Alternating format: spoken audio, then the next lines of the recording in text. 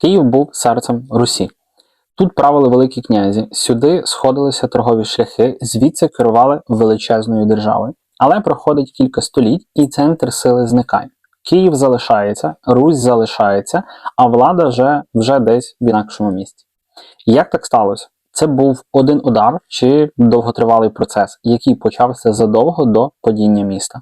І головне, у який момент історія Русі повернула в інший бік. Київ був центром Русі.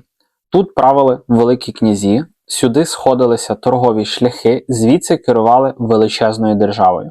Але проходить кілька століть і центр сили зникає. Київ залишається, Русь залишається, а влада вже десь в інакшому місті. Як так сталося?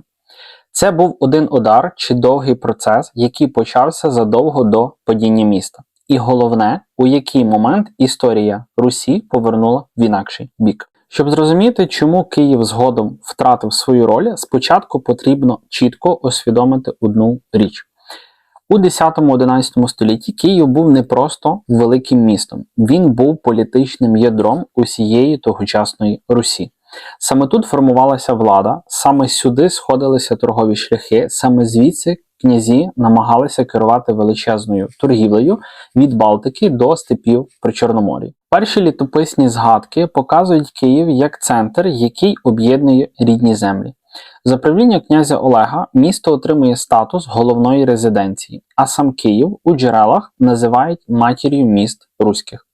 Це не просто красива фраза, вона відображає реальну політичну модель того часу.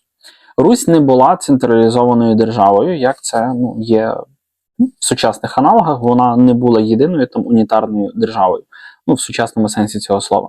Це була система князівств, пов'язаних династією Рюриковичів. І Київ у цій системі мав символічну першість. Саме тут сидів Великий князь, і всі удільні князі, в Чернігові, в Переяславі, вони могли між собою битися, змагатися, хто, власне, буде посідати головний престол в Києві. Ключову роль у зростанні Києва відіграла географія і, власне, його розташування. Місто стояло на Дніпрі, головній артерії торгівлі між північчю і Візантією.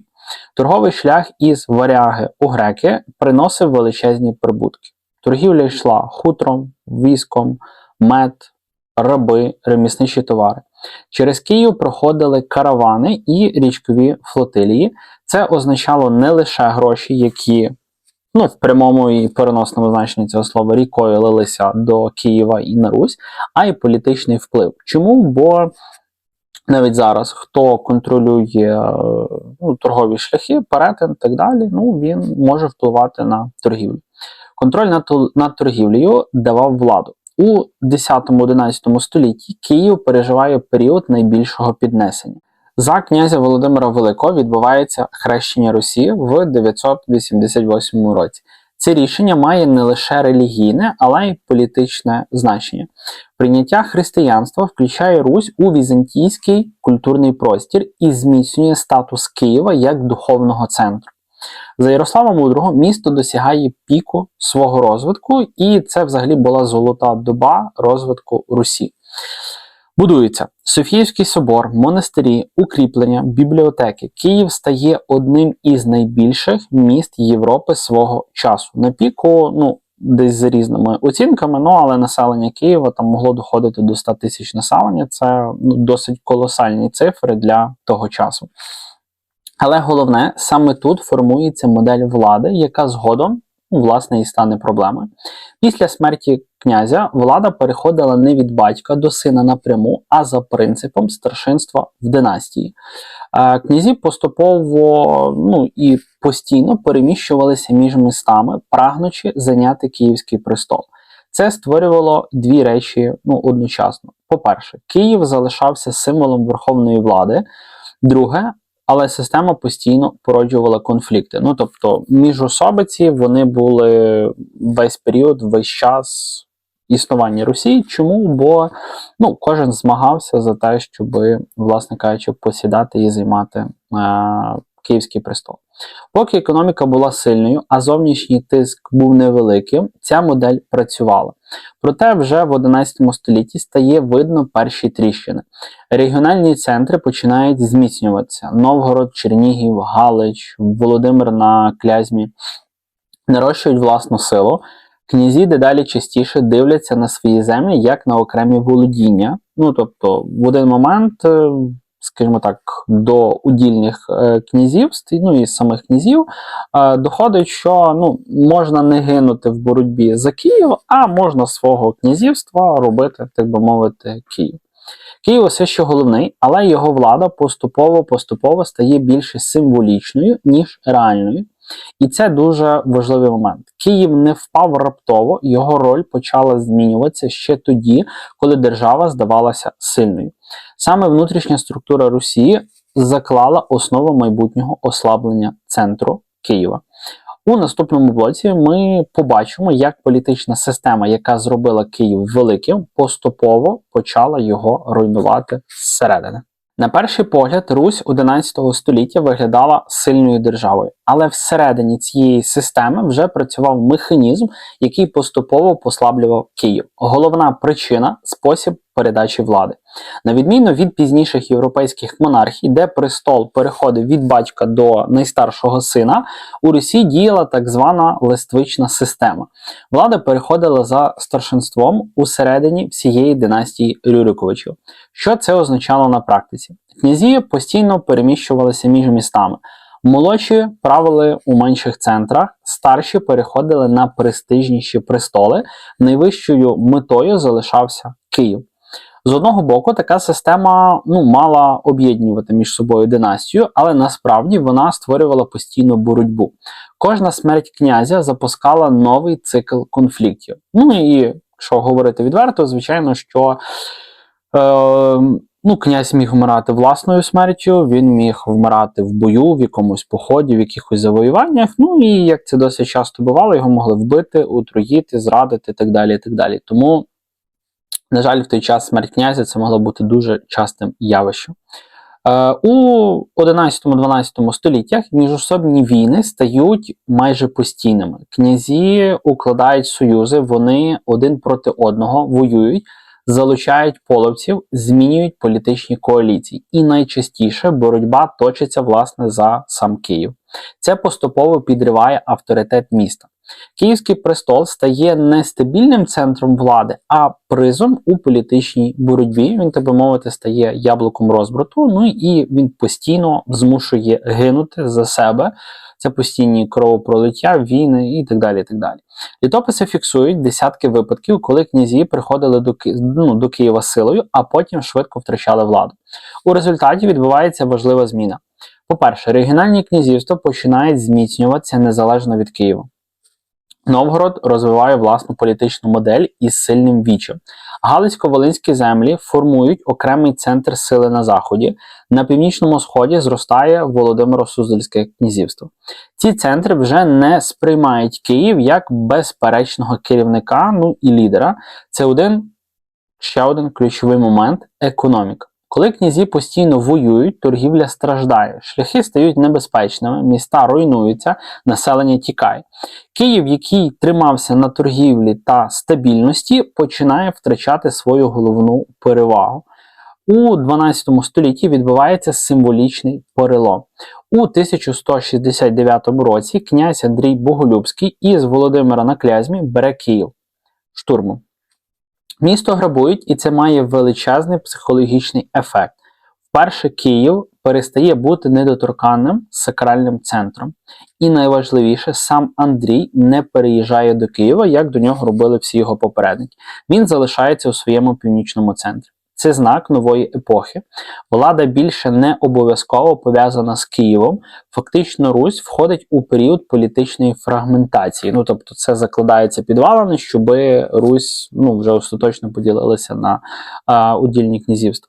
Київ залишається символом, але реальна сила поступово переходить вже до інакших міст. І саме в цей момент починає працювати ще один фактор – економічний. Бо поки князі воювали між собою, світ навколо змінювався. В наступному блоці ми розберемо, як зміна торгових шляхів і економічних зв'язків і самої власної економіки почала остаточно підривати роль Києва. Навіть найсильніші політичні центри тримаються не лише на армії чи просто якомусь престижі. Вони тримаються на грошах. Бо то ж армію потрібно годувати, одягати, озброювати, це все гроші, це все видатки. І саме економіка стала одним із ключових факторів, через які Київ почав втрачати своє значення. У період розквіту Русі головною артерією був шлях із Варяг у греків. Він з'єднував Балтійське море з Візантією через Дніпро. Київ стояв у центрі цього маршруту і контролював рух товарів між північчю і півднем. Тобто був таким арбітром, так би мовити, збирав данину, податки, тобто повністю. Через місто проходили скандинавські купці, візантійські товари, східні ремісничі вироби, місцева продукція Русі. Це робило Київ багатим і впливовим. Але вже в 11-12 століттях ситуація змінюється. Перша причина – поступовий занепад Візантії.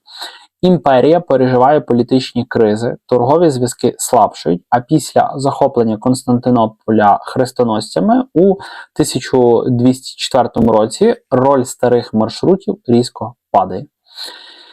Якщо південний партнер слабшає, страждає і весь логічно торговий шлях. Друга причина – зміна міжнародної торгівлі.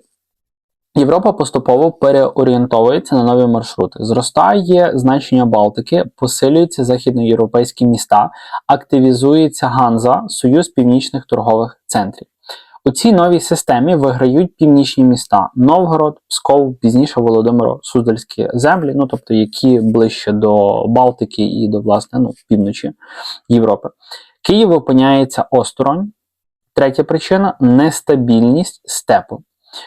Постійні напади кочівників роблять південні маршрути небезпечними. Купці шукають безпечніші шляхи, і торгівля поступово зміщується на північ. Це означає просту річ – гроші починають обходити Київ. Місто, яке колись було головним вузлом міжнародної торгівлі, втрачає свою економічну основу, на якій все, власне кажучи, і трималося. І тут важливо зрозуміти, політичний центр майже завжди слідує за економічним. Тобто ви не можете бути столицею якоїсь країни, якимось центром великим і так далі, коли ви бідні, коли вам нема за що жити, існувати, економіки немає і так далі. Коли багатство концентрується в інших регіонах, там зростає, власне, і політична сила, бо, в капіталізмі гроші, вони вирішують все. Саме тому північно-східні князівства швидко посилюються. Вони контролюють нові торгові потоки, мають стабільніші території і вже менше залежать від небезпечного степу. В той час це там були печеніги, половці, які постійно нападали заради поживи, взяти рабів, якісь товари і так далі, і так далі. Київ вже поступово перетворюється на місто, яке живе більше минулою славою, ніж реальною силою. І коли економічне ослаблення поєднується з політичною роздробленістю, будь-який зовнішній удар стає критичним. Такий удар приходить у 13 столітті. В наступному блоці ми розберемо подію, яка стала справжньою точкою неповернення монгольського навалу і, власне, руйнування Києва. До середини 13 століття Київ уже був ослаблений. Політичні конфлікти, економічний спад і конкуренція інших центрів поступово все більше і більше підривала його позиції. Але остаточний перелом стався тоді, коли на Русь прийшла сила, яку важко було побороти, до якої ніхто не був просто готовий – Монгольська імперія. Перші зіткнення відбуваються ще у 1223 році на річці Калка. Руські князі зазнають поразки, але тоді певну загрозу, яка слідувала все ж таки за монголами, вони просто недооцінюють. Чому на річці на Калці князі тогочасні вони програли? Все дуже просто, політична роздробленість, було багато князів, було багато центрів управління, командування, і той тягнув на себе, той хотів бути головнішим, а того накази важливіші і так далі, і так далі. І за рахунок також роздробленості між різними князями, власне, на річці Калці руські князі і програли. Якщо би дану битву перемогли, виграли, вистояли би, я думаю, що історія могла би піти зовсім інакше. Але це дуже закономірна була поразка, бо, власне, в цій битві окреслився всі тогочасні проблеми оцієї власне роздробленості. Тобто Русь вона не була єдиним, неподільним князівством або державою, центром з єдиним головним князем, наприклад, там в Києві править і так далі, єдина армія, єдине командування, і це би могло бути все зовсім по-інакшому. Ось. Але це не проблема була тільки Росії, тобто багато тогочасних європейських країн, вони за рахунок своєї роздробленості, що Європа не змогла об'єднатися, Угорщина, допустимо, з Польщею, з руськими, наприклад, князями, тоді вже до Італії, Німеччини, Центральної Європи не дійшли монголи, але от власне цей східний фланг Європи, якби об'єднались між собою, скоріш за все, що історія могла піти по-інакше. Але, власне кажучи, цю загрозу недооцінили, і битва була програна. Монголи відходять, і багато хто вважає це просто випадковим набігом. Щораз набігли, і до побачення. Хоча ніколи так не відбувається, якщо ми беремо варварів, скандинавів і так далі. Для чого? Якщо ви раз зробили набіг, ви перемогли, ви маєте якісь здобутки, тобто якісь завоювання і так далі. Для чого вам це раз робити? Та ви ще раз нападете, це наче логічне, скажімо так, логічне твердження. Справжній удар приходить пізніше. У 1237-1240 роках війська Батия розпочинають масштабний похід на руські землі. Вони вже, монголи, завоювали все, що могли завоювати, Китай, повністю всі території, які і так далі. В них єдиний варіант, куди ще рухатись по завоюваннях, це був, власне, Захід, і, власне кажучи, багата Європа. Війська Батия розпочинають масштабний похід на руські землі. Міста падають одне за одним. Першим – Рязань, Володимир, Суздаль, Чернігів. Кожне захоплення супроводжується руйнуванням і великими людськими втратами. Монголи не жаліли нікого, вони вирізали від малого до великого, від молодого до старого. У 1240 році монголи підходять до Києва. Місто намагається оборонятися, але сил вже було просто недостатньо. Після тривалої облоги Київ падає. Літописи описують масштаб руйнувань, які, за тогочасними мірками, Київ майже був стертий з лиця землі. Більшість населення гине, укріплення знищені, значна частина міста лежить у руїнах. Тобто, за тогочасними оцінками літописців, в Києві було там, за різними вимірками, за різними оцінюваннями, близько 50 тисяч населення. Після монгольської навали залишилося буквально близько 2, можливо, десь до 3 тисяч населення. Тобто вирізали надзвичайно колосальну цифру для, власне кажучи, тих часів. І тому, власне, через монгольську навалу Київ, так би мовити, в своєму розвитку відкинутий був на сотні років, мабуть, якщо не на сотні, то на десятку, то точно, бо Київ, якщо брати всю тогочасну Європу, було одне із передових міст Європи. Там, напевно, потужніше це був Константинополь. Такі більші центри, якщо, наприклад, брати на противагу Парижа, Лондона, тобто населення було в рази менше, і сам рівень економічного розвитку, росту, а якщо брати Київ, Париж, Лондон, тобто Київ був на декілька, скажімо так, кроків попереду. Це була не просто військова поразка, це був символічний кінець старої епохи. Тобто стара могутня Русь, вона просто припинила своє існування. Київ, який століттями був центром Русі, більше не може виконувати свою роль. Важливо тут зрозуміти. Монголи знищили не лише місто, а й систему зв'язків, яка тримала Русь разом. Після навали руські землі опиняються в різних умовах. Північно-східні князівства стають васалами Орди, але поступово відновлюються під їхнім протекторатом. Західні землі орієнтуються на Литву та Європу. Київ залишається ослабленим прикордонним центром. Чому прикордонним? Бо для західних земель, тобто кордон це є Київ, для північно-східних кордон також Київ. І Київ, так знаєте, як серединка торта вирізана і, можна сказати, кинута на призволяще самому собі і майже нікому вже не потрібно. І тут проявляється ключова різниця. Північний Схід, попри залежність від Орди, зберігає політичну структуру і поступово накопичує ресурси. Київ вже опиняється на перехресті впливів і вже не має достатньої сили, щоб повернути колишнє значення. Монгольська навала не створила нові центри, вона просто закріпила процес, який уже тривав. Ну, тобто, так би мовити, вона стала каталізатором, яка пришвидшила падіння Старої Русі.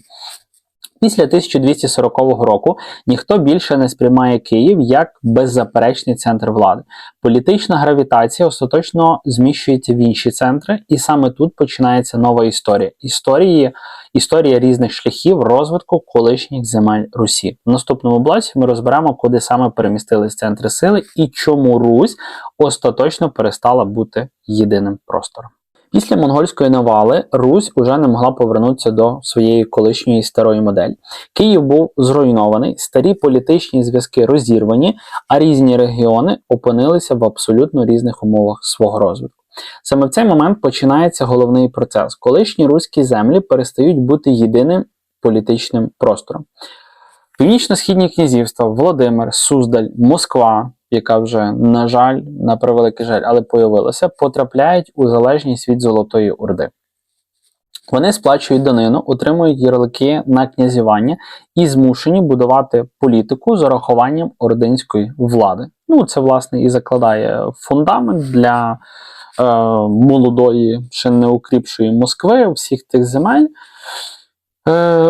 Ну і, власне, оцю модель ординської влади, тобто правонаступницю від Монгольської імперії, можна віднести, так би мовити, Москва, бо потім весь її вектор розвитку, як би вони потім не тяготіли до Європи, як би вони не пробували туди попасти, але от їхня ця ординська побудова, фундамент, він нікуди не зникне по сьогоднішній день. Набігти, вбити, захопити, втекти. Якщо там дали тягла, то втекти. Але парадокс полягає в тому, що саме ця система поступово зміцнює нові центри. Князі, які вміли домовлятися з Ордою, отримували переваги над сусідами. Москва з часом починає накопичувати ресурси, збирати навколо себе землі і посилювати владу. Дивіться, тут ви себе поставте на місце Орди. У вас є васал, один, Москва, і у вас є купа земель українських, там, сучасної території Білорусі і так далі. І вам самим займатися, збирати данину, вічно є якісь повстання, є якісь конфлікти, невдоволення, можуть бути якісь там голоди, і так далі, і так далі. Є різні там господарські такі управлінські речі, які це постійний, так би мовити, геморой, візьму це в лапки, які потрібно вирішувати. У вас є васал, легше одного васала чин-чин-чин-чин-чин, щоб він займався всіма цими територіями, а ви з того одного васала, відповідності, все забираєте, спитуєте, там, данину, це все, і так далі, і так далі. Тобто він ваш такий, якби, хлопчик на побігеньках, який за вас всю цю чернову, яку не хочеться робити роботу, робить, виконує. Ось, тому під таким варіантом для Орди було вигідно, щоб Москва оцим була хлопчиком на побігеньках. Для Москви, для неї, так би мовити, теж була вигода в пані, бо вони мали чуть-чуть кращий, більш такий привілейований стан, захист від Орди, і відповідності за рахунок Орди вони починають рости, нарощувати свої потуги. А ми, на жаль, після тої ж самої Орди залишаємося пусткою, у нас нема під ким бути під протекторатом, тому логічно, що на наших територіях, теренах йдуть в цей час занепад, а, власне кажучи, Москва, вона, як той шакал, починає трошечка, власне кажучи, зростати. Тим часом південні та західні землі Росії обирають інакший вектор, інакший шлях. Вони входять до складу Великого князівства Литовського. Тут зберігається руська мова діловодства, місцева еліта та правові традиції. Руська спадщина продовжує існувати, але вже в іншому політичному середовищі Литви. Це дуже важливо. Після 13 століття існує не один центр Русі, а кілька різних моделей розвитку. Перший – північно-східний під впливом Орди, під впливом монголів. Західний і південь у складі Литви. Окремі торгові республіки, як Новгород, наприклад, і власною взагалі системою. Кожен із цих центрів формує свою політичну культуру, і саме тому Київ не може повернути собі лідерство. Чому? Бо По-перше, вам самому, в даному випадку Києву, потрібно відновити свою могутність, реабілітуватися і взагалі реанімуватися після монгольської навали. Ну і землі, які були під вектором протекторату Києва, вони вже розкидані по зовсім інакших векторах. Ще один важливий момент – зміна уявлення про владу. Ключовий момент також, який додатково, власне кажучи, відбувається. Київ більше не контролює торгові шляхи, не має військової сили і опиняється на периферії великих державних процесів. Якщо раніше Київ був символом загальноруської першості, то тепер нові центри починають мислити локально. Влада прив'язується не до старої столиці, яка вже, як чемодан без ручки, вона вже швидше є обузуючим якимось там призом, тріумфом і так далі, а до власної території. Це означає, що політична карта Русі остаточно змінюється вже раз і назавжди. Стара система з центром у Києві зникає, замість неї виникає кілька центрів різних історичних траєкторій. І саме ця розбіжність згодом стане основою для суперечок про спадщину Русі. У наступному блоці ми підведемо головний підсумок, чому Київ не повернув собі роль центру і що це означало для подальшої історії всієї Східної Європи. Коли Київ перестав бути політичним центром, змінилося не просто розташування влади, змінилася сама логіка розвитку колишніх руських земель. Раніше Русь була системою, де різні князівства оберталися навколо одного символічного центру. Після 13 століття ця модель зникає остаточно. На її місці виникають різні політичні сили і загалом різні світи. Північний Схід поступово вибудовує централізовану модель влади. Там формується нова динаміка, сильний правитель, жорстка вертикаль, концентрація ресурсів.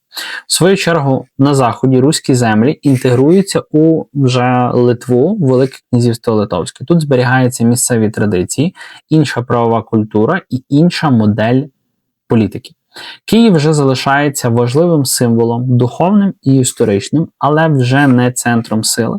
І саме це створює основу для майбутніх суперечок, бо коли старий центр зникає, виникає головне питання – хто тепер має право говорити від імені Русі? У наступні століття різні держави почнуть давати на це власні відповіді.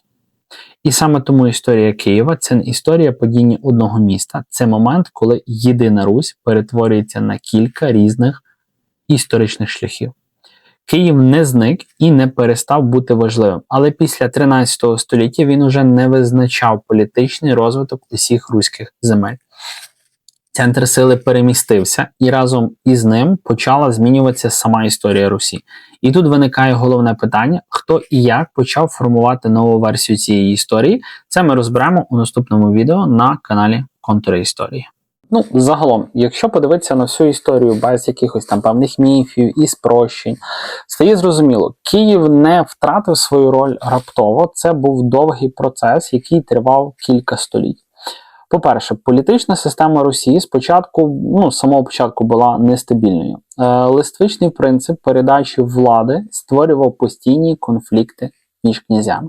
Київ залишався символом, але поступово втрачав реальний контроль над іншими землями. Тобто, все було зосереджено над боротьбою за сам Київ, а периферії, інакші центри князівства, вони інколи губилися в тіні Києва. Друге, економічні зміни підірвали основу київської могутності. Торговий шлях через Дніпро просто занепадав, а нові економічні центри формувалися на північ. Гроші і ресурси почали обходити стороною Києва. Третє. Монгольська навала стала переломним моментом. Руйнування 1240 року не створило кризу, а завершило процес ослаблення, який вже і так тривав до цього. Після цього Київ більше не міг відновити роль головного політичного центру. Четверте. Колишні землі Русі розійшлися різними шляхами розвитку. Північний Схід опинився під впливом Орди і поступово сформував нові центри влади. Західні та південні землі інтегрувалися у литовсько-європейський простір. П'яте. Влада перестала бути прив'язаною до Києва. Нові політичні центри вже не потребували старої столиці як легітимації своєї місії якоїсь певної і так далі. Помали власні ресурси, армії та інтереси. Головний і ключовий висновок простий. Київ не втратив Русь через одну подію або одну війну. Русь просто перестала бути єдиною системою, а центр сили змістився туди, де були гроші, безпека і нові політичні можливості. І саме після цього починається наступний етап історії – боротьба за право інтерпретувати спадщину Русі. Хто і як почав формувати нову версію історії, чому з'явилася ідея єдиного спадкоємця.